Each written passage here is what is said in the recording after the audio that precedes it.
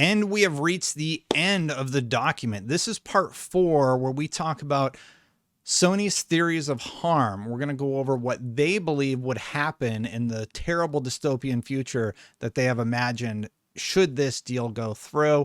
We're going to dive in right now.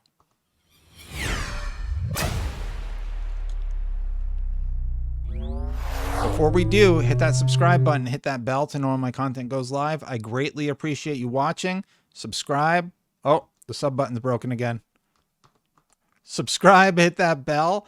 Let's get into it right now. Without Call of Duty users, the potential audience for PlayStation games would be irreparably reduced, and the potential returns for developers of PlayStation games would be greatly diminished. That's nonsense.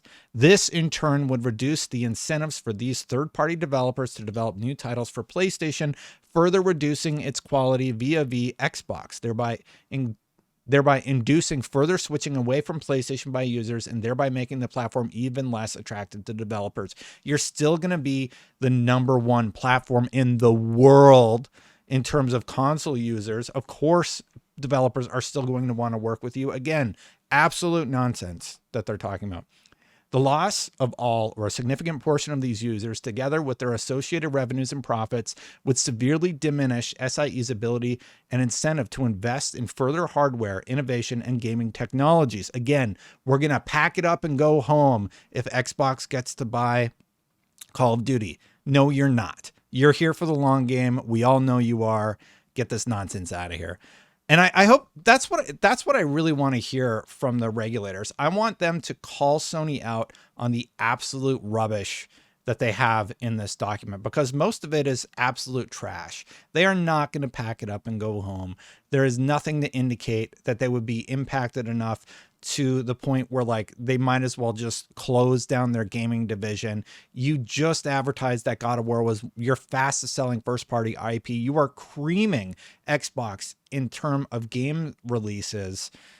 So just stop it. Like, even if we go back to the PS3 era where 360 was on top during that time, you figured out a way to end that console life cycle by selling more consoles than the Xbox. I think in the long term, more people remember the 360 fondly, but the PS3 era was very important for PlayStation, and they learned a lot. You're going to have to learn a lot about how you treat your customers when you're on top. Yes, you make phenomenal games, but how you've treated your indie developers, how you charge crossplay tax. And they just, in my opinion, they're really concerned about going back to a place where they can't just get away with doing whatever they want. They have to be very careful about increasing the price of their consoles. They have to be very careful about increasing the price of their games ahead of everybody else, charging a upgrade fee for their games. They're going to have to be more mindful, and they're going to have to work harder to keep your trust and dollars at the end of the day.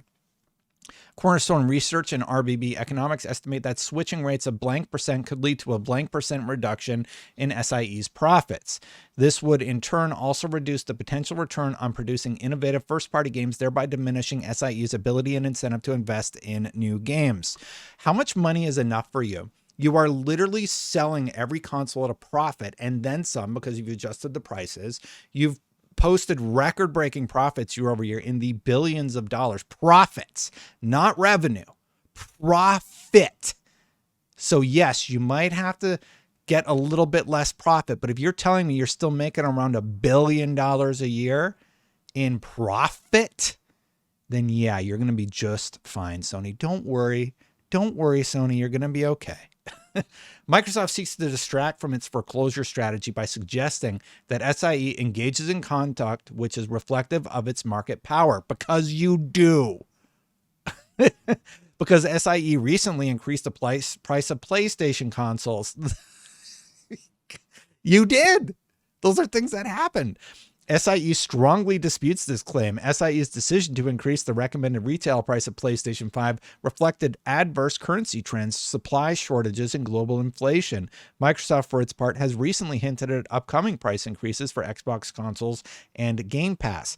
That's not quite what Xbox said. Xbox said they're either going to have to increase their game price, the Game Pass price, or their console price. Here's what you did, Sony, and let me just be extra clear here. You reduced your component cost and then increased the price of your product. That is much different than somebody saying, hey, look, we have a really good value with Game Pass. We might have to increase the price of it. And we might have to finally make our game $70 like you did at the start of the console life cycle. They saved that card for when it made sense, and they might raise their console prices. They didn't confirm they would. We will see, but that is not what they hinted at. Continuing on, Microsoft has publicly made clear that one of its main rationales for the transaction is to differentiate Game Pass from rival multi-game subscription services by making Activision's content available on Game Pass and no other multi-game subscription service, including PlayStation Plus. Gee, I bet you wish you invested more in the streaming service and PlayStation Plus service and PlayStation Now when it was PlayStation Now before Xbox got a foothold, right? You were too busy figuring out how to charge developers for crossplay tax and, not working with your indie developers to make sure they had appropriate spotlights. And now this is the result of those years of actions that people deemed negative, securing exclusives that couldn't be played on Xbox. Well, you don't think the $1 trillion company was eventually going to do something about it? They were left with two choices. They either shut down Xbox or they go toe-to-toe with you. And this is the choice that they've made. So keep lobbying. We'll see how it all pans out at the end of the day. It's going to be really interesting. The transaction would thereby deprive customers of strong competition in multi-game subscription services that would have played out absent Microsoft's foreclosure strategy. Or you could actually improve your services. Your premium tier stinks. Your extra tier is pretty solid. You could bring more games day and date, but right now you're like, oh, that wouldn't work. Even though I believe you've launched Stray, which was hugely successful as a day one release on your subscription service, and your subscription service is seeing increased revenues all regularly. So like, what did we say in the previous video? Something like 21% increased revenues for your subscription services. So don't give me that nonsense about how you can't figure it out. You've already figured it out. You just need to sweeten the deal a little bit and get people playing on your platform. So let's stop it. Game Pass leads PlayStation Plus significantly. See, fanboys? Even PlayStation knows it. Game Pass is great. I bet they wish they thought of it. PlayStation Plus considerably lags. See? Even though my comment would be, then make it better. If it lags, make it better. You have seen a huge revenue increase by converting your PlayStation Plus base users to the extra and premium tier. Make your service better. That's my only rebuttal. Microsoft doesn't need to change how they do it. You do. And maybe that's hard to hear because you've been on top for so long. 46% of PlayStation gamers in the US indicated that if Call of Duty were available on Game Pass, they would consider subscribing to Game Pass. No kidding. Who wouldn't? Who wouldn't consider subscribing to Game Pass? Excluding access to Call of Duty on PlayStation Plus would also negatively impact independent game developers.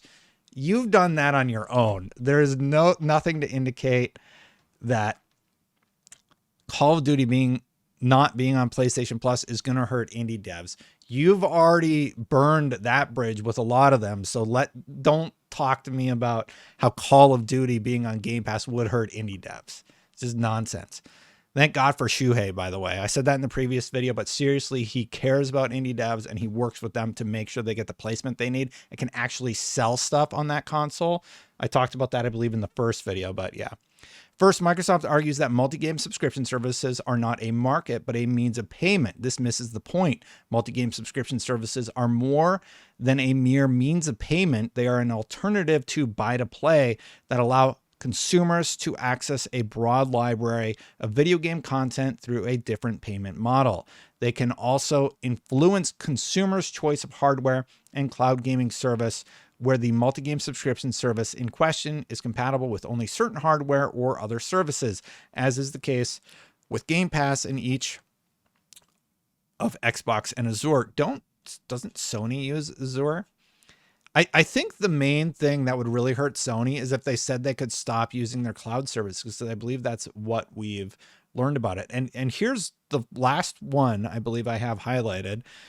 Third, Microsoft argues that demand for multi-game subscription services would not tip towards Game Pass because Microsoft would also make Game Pass available on PlayStation. As far as I know, I mean, yeah, they would like to do that, but I'm a little interested in this. This is the first time that we've heard that Microsoft does not allow PlayStation Plus to be on Xbox, and they get into that here. But the wider availability of the leading provider, Game Pass, now endowed with exclusive, irreplaceable content and protected by direct and indirect market effects, would make it harder, not easier, for rival multi-game subscription services to compete. Microsoft's stance that Game Pass availability on PlayStation would be a panacea for the, I don't know what that word means, for the harm from this transaction rings particularly hollow, given that Microsoft does not permit PlayStation Plus to be available on Xbox. So let's play a little game here right now. Let's imagine that this statement from Sony actually gets a consent decree from the regulators. You know what I would say if I was a regulator? Oh, so Xbox won't let PlayStation Plus on Xbox? Okay, well, here's one of our consent decrees that we want Xbox to agree to. They agree to have PlayStation Plus on Xbox, and you agree to have Game Pass on PlayStation. Huh? Does that work for you, Sony? Because I know Xbox would sign that contract in a second. I imagine they would. Be very curious to hear what their response would be to something like that.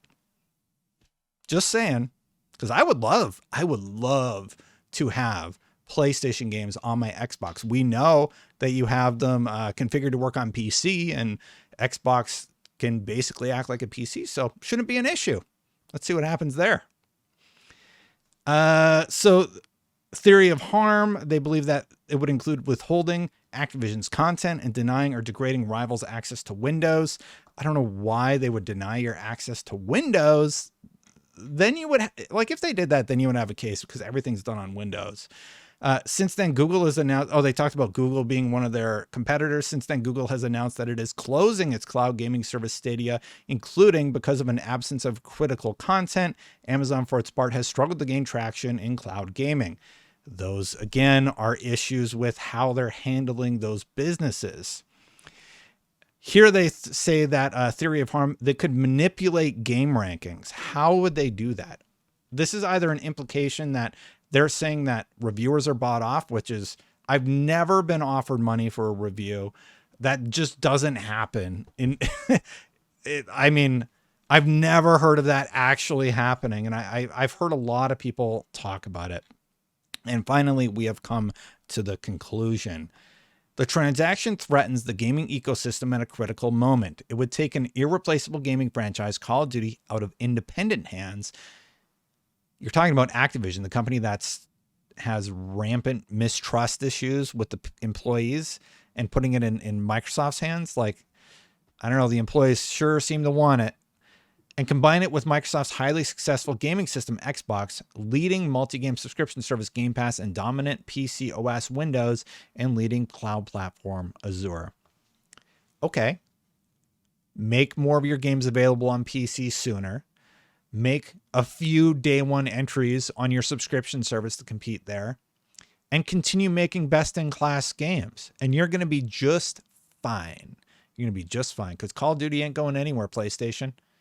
That wraps up the entire document. That is the whole thing.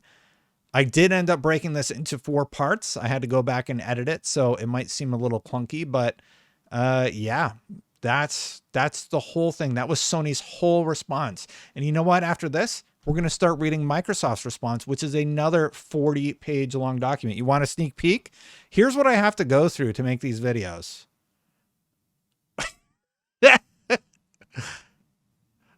I don't even know how many pages that is. Oh my God. So anyway, that's what I have to read through next. So I hope you'd enjoyed this 4-part series. If you like my content and you like me going through these and making these kind of videos, first of all, I really greatly appreciate you watching. If you would like to hit that subscribe button, hit that bell to know when my content goes live, I would really, really appreciate it. Thank you so much. If you want to become a member, for the members, I'm going to just post the video wholesale for you. Without ads or anything. I know I put ads on my video because I like to get paid for my work. But anyway, down there, you can click the join button.